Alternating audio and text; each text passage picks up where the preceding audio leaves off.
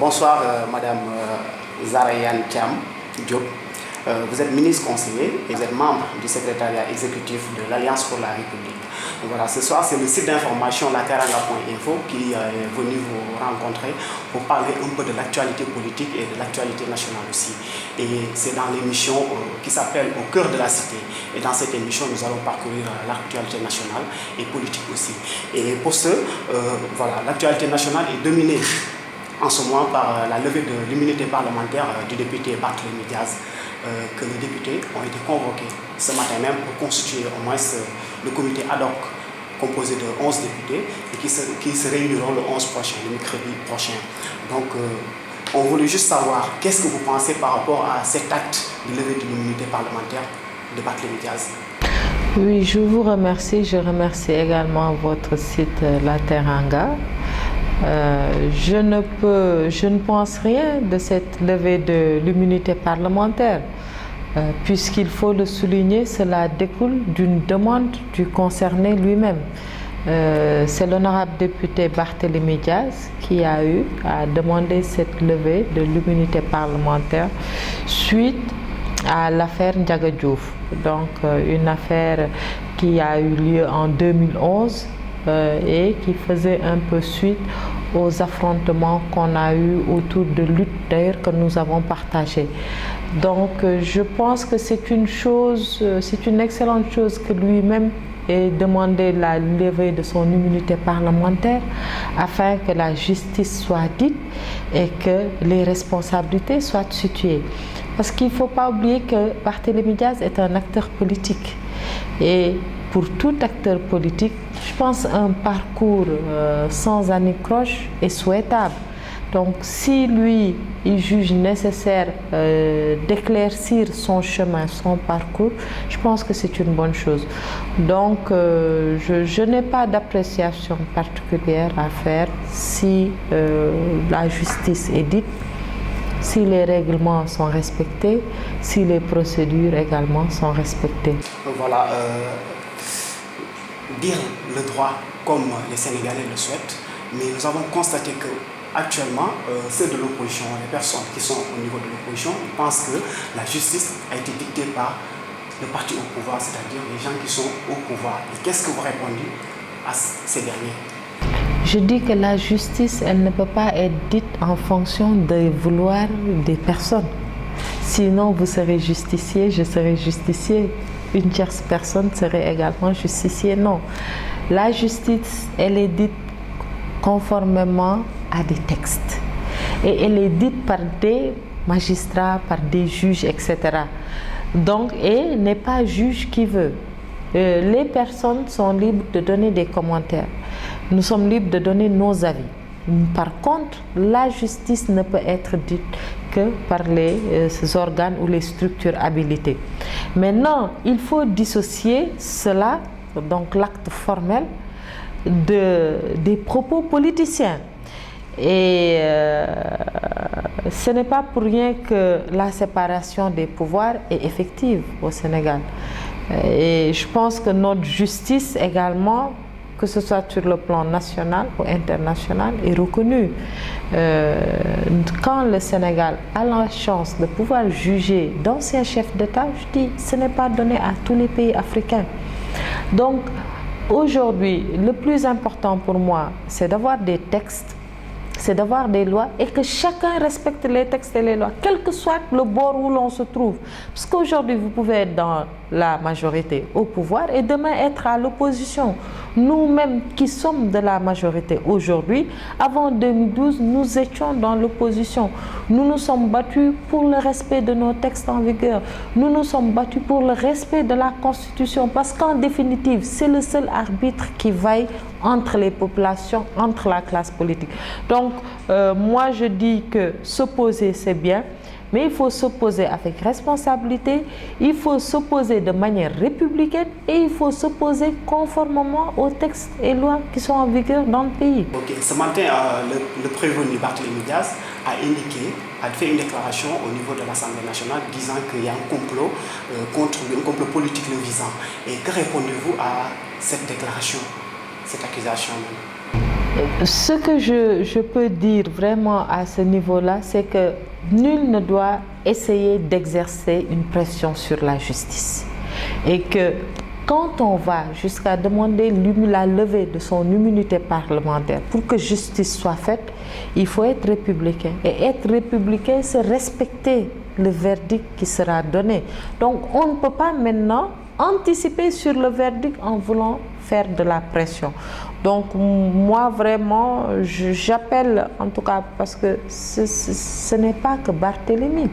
Pourquoi vouloir faire le focus sur Barthélémy Dias? Parce que c'est un acteur politique. Et tous les Sénégalais qui croupissent en prison, on en fait quoi? Ils ne sont pas des acteurs politiques. Donc ils ne doivent pas être concernés par le fait que la justice puisse dire le droit juste, de manière juste et équitable pour tous les citoyens. Non, je suis désolée. Ce n'est pas parce qu'on a un quelconque manteau qu'il faut essayer de faire la pression ou que la justice doit se dire par rapport à la posture où l'on est. Ce que je comprendrai aujourd'hui, c'est que non seulement qu'on donne à la justice la latitude de pouvoir faire son travail, mais également que les droits des uns et des autres soient respectés sans pression ni chantage. Parce que nous avons vu la réforme du code pénal qui, entre autres missions, est là pour renforcer, pour moderniser le système judiciaire. Et c'est de ce débat-là dont on a besoin. Mais ce n'est pas d'un débat politicien. Pour moi, tous les Sénégalais sont libres et égaux devant la justice, que l'on soit politicien ou pas. Voilà, parlant de débat politique, l'ancien président Maître Abdoulaye Wade a fait une déclaration la semaine dernière, c'est-à-dire le samedi dernier, en appelant à la résistance face au pouvoir actuel. Qu'est-ce que vous répondez par rapport à cet appel? Je réponds par le bilan. Je réponds par un bilan économique. Je réponds par un bilan social. Je réponds par cette vision du PSE qui est en train de se matérialiser en actes. Et je réponds par le fait que la population sénégalaise, qui a traversé plusieurs décennies de démocratie, d'alternance, sait faire la différence. Aujourd'hui, voilà quelqu'un qui a eu la chance de pouvoir pas appeler à la résistance comme il est en train de le faire, mais de pouvoir mettre ce pays sur les rails en étant à la magistrature suprême. En 2000, lorsque tous les Sénégalais étaient excédés par le régime socialiste, lorsque la pression économique était telle que les populations avaient soif de changement, les populations se sont mobilisées pour qu'il y ait une alternance pacifique. Nous en remercions Dieu.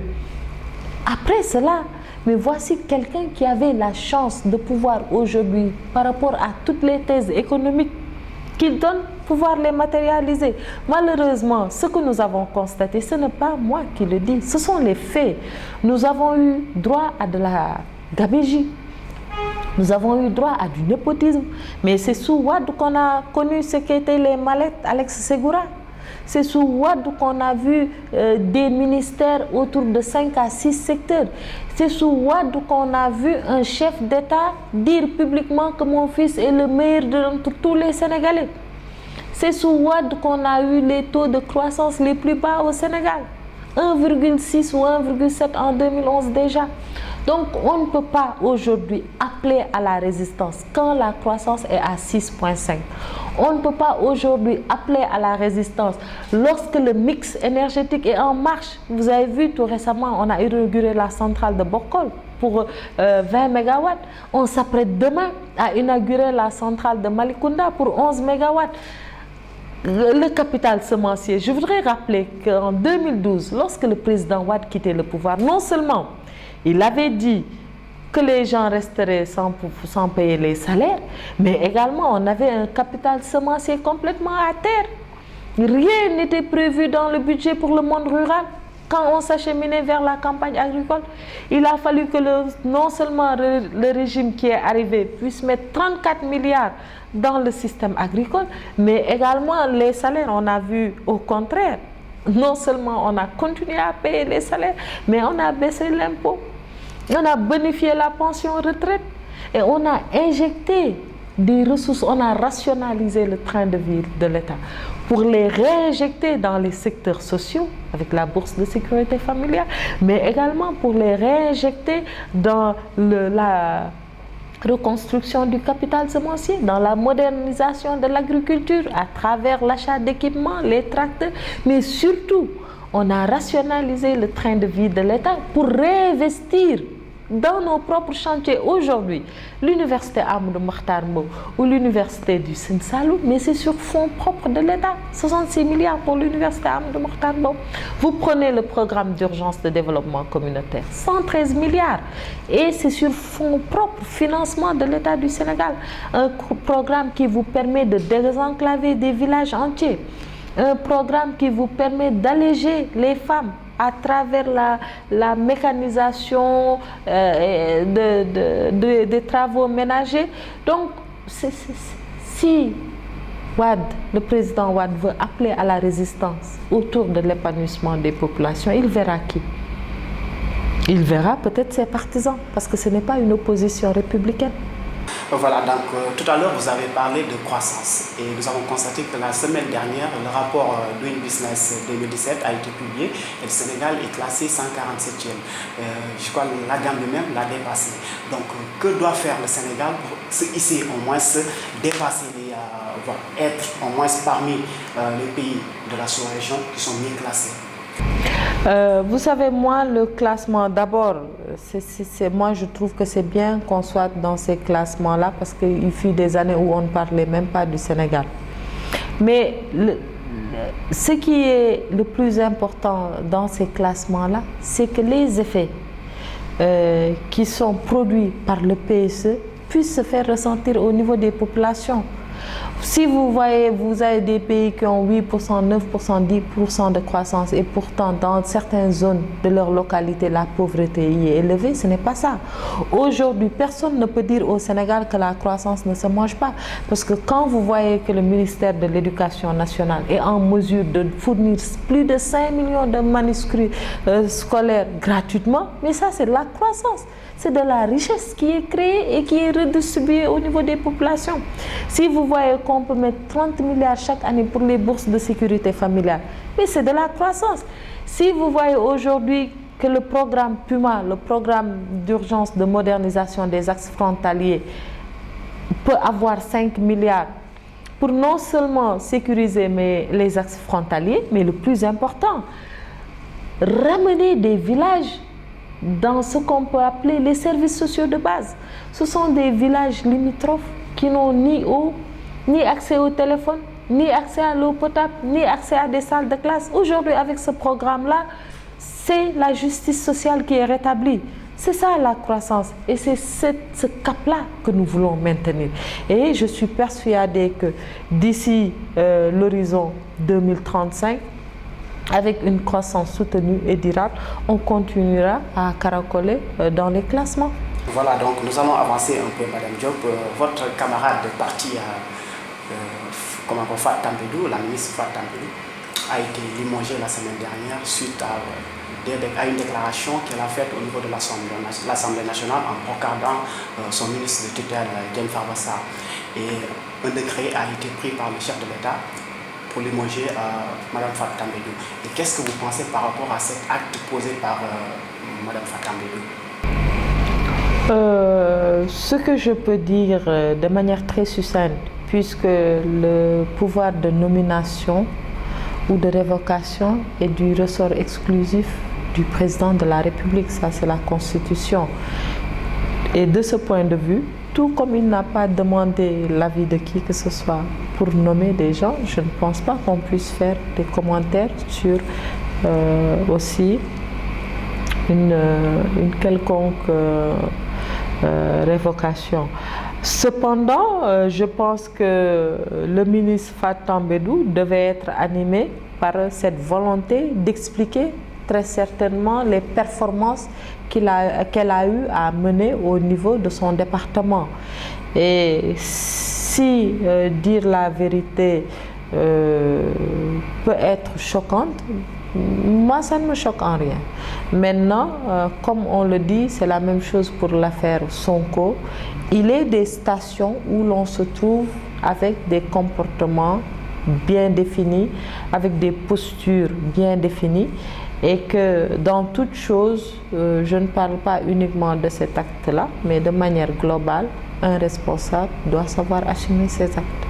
D'accord, elle a assumé ses actes en déclarant publiquement le calvaire qu'elle vit au niveau de son ministère. Et si ce qu'elle dit s'avère vraiment vrai, est-ce que soit le président ne doit pas mener soit des enquêtes pour essayer d'élucider cette chose, même pour que, au moins, s'il y a un coupable, qu'il soit sanctionné? Le président, le Premier ministre et l'ensemble du gouvernement, à mon humble avis, ce qui les anime, c'est de pouvoir réaliser non seulement la vision définie par le chef de l'État, mais également que les populations puissent avoir les effets positifs de cette politique-là, puisqu'en définitive, il a été porté à la magistrature suprême sur la base d'un contrat de mandature qui le lie à un peuple. Et de ce point de vue-là, je pense que tous les actes qui sont nécessaires à la réalisation de cette vision-là au bénéfice des populations, je pense qu'il est à même de l'assumer et de le mettre en œuvre. Nous n'allons pas terminer sans parler de votre mouvement. Vous êtes la présidente du mouvement des femmes And Djego. Donc l'année dernière, vous avez tenu au moins une assemblée générale à Thiès. Et où est-ce que vous en êtes par rapport à ce mouvement même des femmes? Oui, c'est une plateforme, la plateforme des femmes And Djego. C'est une plateforme qui regroupe plusieurs organisations. J'aimerais préciser que ce n'est pas une plateforme politique, c'est une plateforme de développement qui regroupe des organisations et des mouvements de plusieurs divergences. Vous avez des syndicats, vous avez des mouvements religieux, vous avez des organisations de la société civile, etc. Et nous avons principalement 2 points à 3 points en commun. Le premier point, c'est que nous sommes toutes des femmes. Deuxième point, c'est que nous voulons participer au développement de ce pays-là. Et le troisième point, en tant que bénéficiaires et actrices, nous voulons saisir toutes les opportunités que donne le PSE, qu'offre le PSE aux femmes, puisque c'est le référentiel de développement socio-économique qui est en cours dans ce pays-là. Maintenant, partant de cela, nous nous sommes regroupés, nous avons mis nos synergies ensemble, nous avons tenu notre assemblée générale constitutive et c'est au cours de cette assemblée générale que j'ai été portée à la tête de la coordination. Maintenant, parmi les projets que nous avons, figure en bonne place la mise en place d'une mutuelle de santé qui est en cours et dont le lancement devra se faire incessamment, puisque nous sommes dans la phase de sensibilisation. Nous avons également un autre projet de formation, parce que nous nous disons c'est bien d'évoluer dans des acteurs, mais c'est encore mieux d'avoir des qualifications par rapport aux différents secteurs d'activité où s'activent les femmes. Donc nous nous portons bien. Nous mettons tout en œuvre pour participer de manière effective au développement socio-économique des femmes et du Sénégal en général. Très prochainement, toutes les informations seront portées à la connaissance du public. Voilà, merci beaucoup Madame Diop. Le site d'information vous remercie et nous vous laissons aussi donner votre dernier mot. Le dernier mot, c'est de souhaiter bonne fête de Toussaint à nos parents, union des cœurs et prière. Merci. Merci.